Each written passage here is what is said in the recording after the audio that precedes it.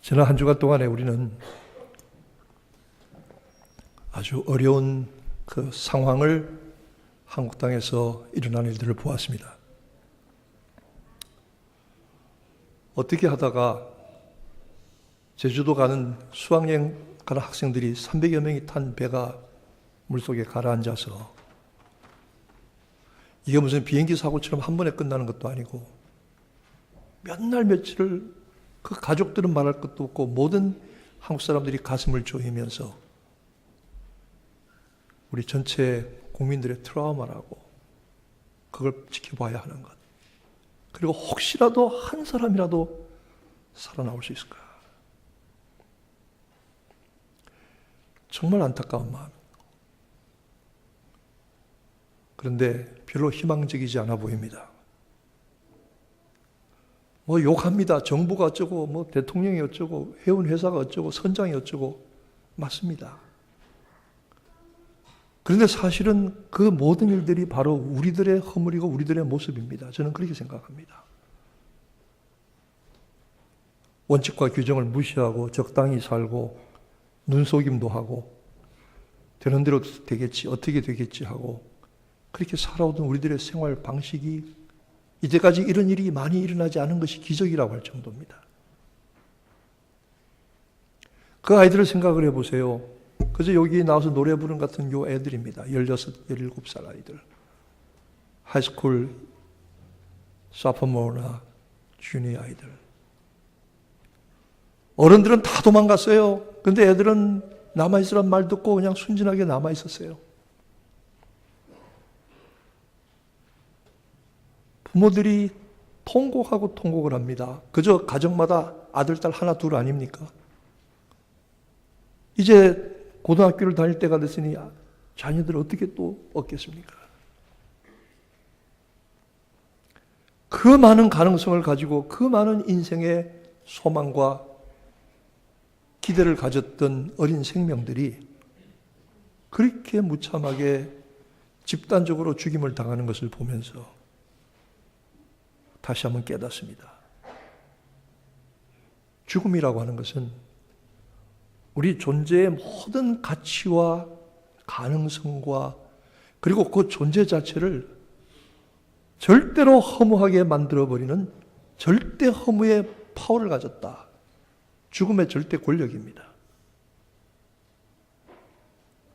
예수님의 시신도 아리마대 사람 요셉의 무덤에 장사 지낸 다음에 다 끝난 것처럼 보였습니다.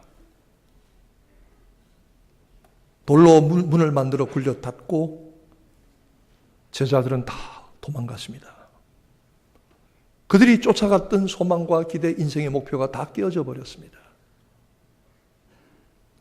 그리고 예수의 시체도 썩어 들어가기 시작했는지 모릅니다. 예수께서 우리를 위해서 모든 죄와 저주와 심판과 형벌을 대신 받으셨지만 그도 죽음의 저주 앞에 두려워하셨고 죽음의 저주 앞에 패한 것으로 보입니다. 예수 말씀하시기를 아버지여 할 수만 있거든 이 잔을 내게서 떠나가게 하옵소서. 그도 죽음의 두려움에 계셨던 것입니다. 절대 권력을 가진 죽음 앞에 모든 이름들이 무릎을 꿇었습니다. 예수도 꿇으신 것 같았습니다. 나도 그럴 것이고 여러분도 그럴 것입니다. 이것이 죽음의 절대 권력입니다.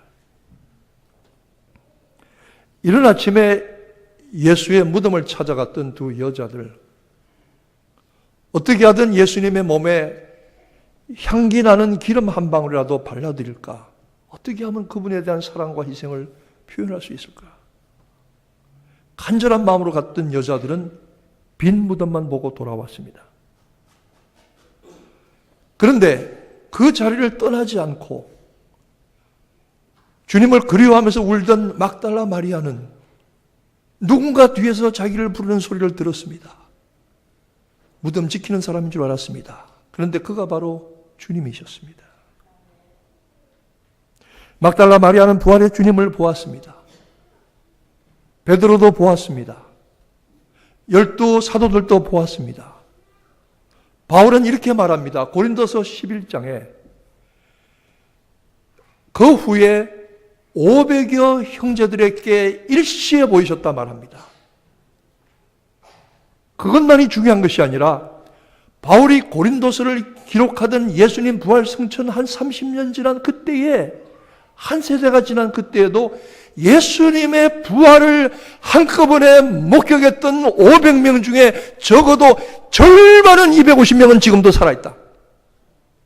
저는 이 말씀 읽을 때 충격이 왔습니다.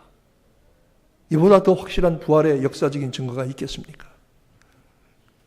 그리고 말씀하기를 마지막에는 만삭되어 나지 못한 나 같은 자에게까지 보이셨느니라 이렇게 말합니다.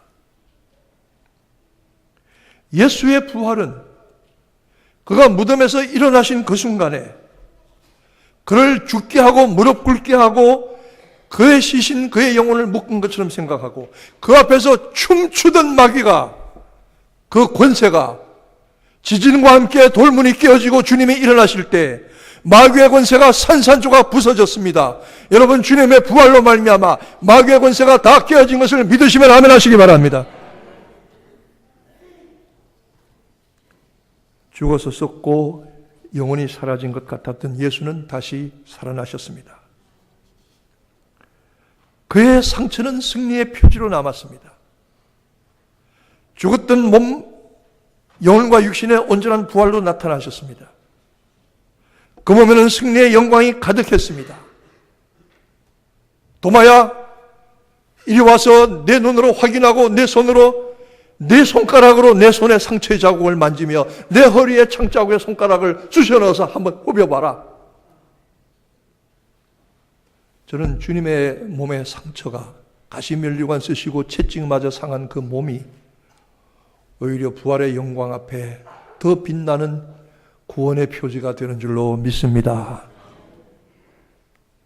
그 몸에 가득한 승리의 영광, 영육간의 온전한 부활을 입으신, 부활은 몸의 부활만이 아니라 영혼의 부활이며 영의 부활만이 아니라 몸의 부활이요 온전한 부활입니다.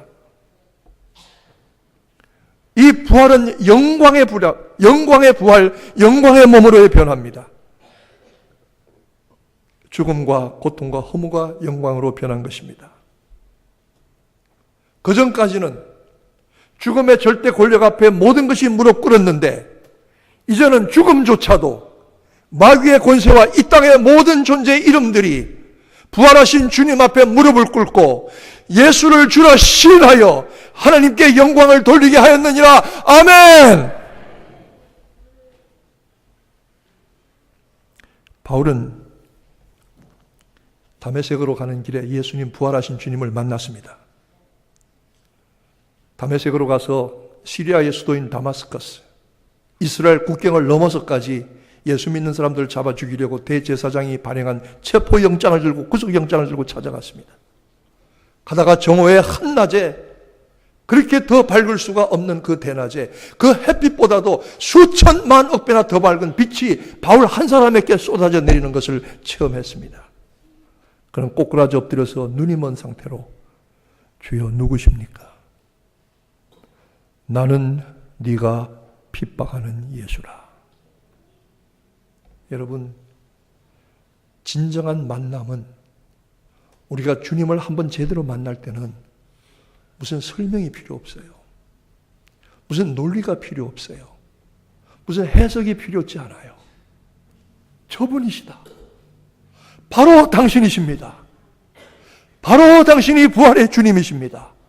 바로 당신이 그리스도이십니다. 바로 당신이 하나님의 아들이십니다. 바로 당신이 하나님 자신이십니다. 이 신앙 고백이 저절로 터져나오게 되어 있습니다. 여러분도 이렇게 주님을 만나셨으면 아멘 하시기 바랍니다. 부활의 주님을 이렇게 만나는 겁니다. 그는 그에게 주어진 빛과 그 빛 안에 있는 생명을 깨달았습니다. 그리고 예수의 부활을 한꺼번에 이해하게 되었습니다. 설명이 필요 없습니다. 바울은 로마서 8장 11절에 우리의 구원에 있어서 가장 핵심적이고 가장 중요한 구절 말씀을 기록하고 있습니다.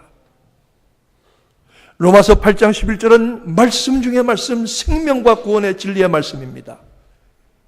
예수를 죽은 자 가운데서 살리신 이의 영이 너희 안에 거하시면 예수를 죽은 자 가운데 살리신 이의 영이 바로 성령이신데, 그 성령은 사람을 흙으로 만드시고 그 사람의 코에 생기를 불어넣으실 때에 그 들어갔던 생기, 성령의 기운, 성령이 그 흙덩어리 사람이 벌떡 일어나서 생명 살아있는 존재가 되게 한 것 마찬가지로, 하나님의 성령이 싸늘하게 식어서 썩어져 들어가기 시작한 예수의 시신에, 예수의 몸에 들어갈 때에 죽어가던 죽은 예수의 몸이, 썩어가는 예수의 몸이 다시 뜨거워지고 체온이 회복되고 굳었던 근육이 풀려나고 묶였던 몸이 뼈가 움직이기 시작하며 막혔던 혈관이 뚫리고 끊겨졌던 신경이 연결이 되고 그리고 심장이 움직이기 시작하며 그리고 다쳤던 눈이 떠져서 그 자리에서 일어나는 부활의 능력이 성령을 통해서 일어나는 것을 믿으시면 아멘 하시기 바랍니다. 예수를 죽은 자 가운데 살리신 이의 영이 너희 안에 거하시면 그리스도 예수를 죽은 자 가운데서 살리신 이가 너희 안에 거하시는 그 같은 성령으로 말미암아 너희 죽을 몸도 살리시리라. 너희 죽을 몸도 살리시리라. 바울은 이것을 증거하고 선포하였습니다. 우리는 이 썩을 것이 불갑을 썩지 아니할 것을 입겠고 이 죽을 것이 죽지 아니함을 입으리로다. 마지막 순간의 나팔 소리에 우리가 홀연히 변화되리라.